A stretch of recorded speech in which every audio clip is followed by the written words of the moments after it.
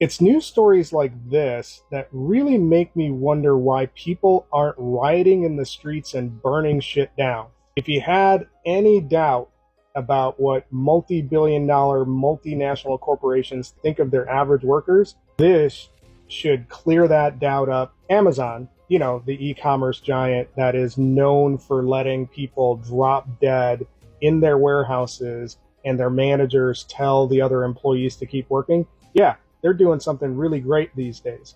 Turns out that they just got the all clear to empower their managers to fire employees who won't return to the office. During the pandemic, Amazon went on a hiring binge, hired a whole bunch of people. Those people had the option of working on-site or remotely, and a lot of roles were hired that were fully remote.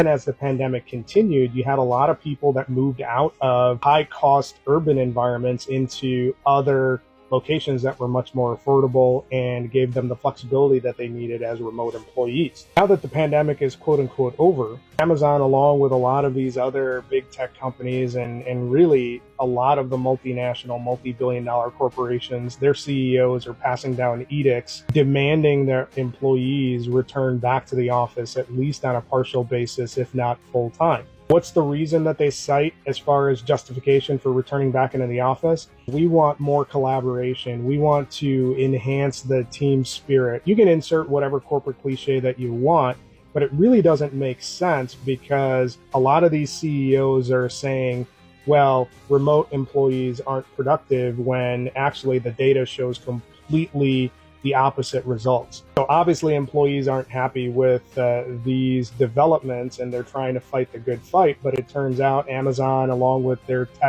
big tech brethren, aren't having any of it. In fact, they've empowered their managers to start the disciplinary process so that if workers don't return to the office and continue to work remote, they can be laid off or terminated from their jobs.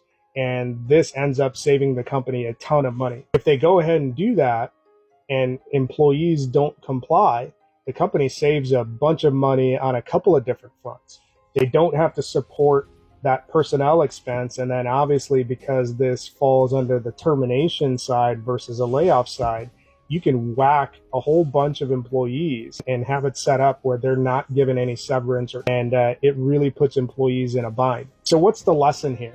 It's really simple. These large multinational, multi-billion dollar organizations and their CEOs don't really give a shit if your quality of life is miserable.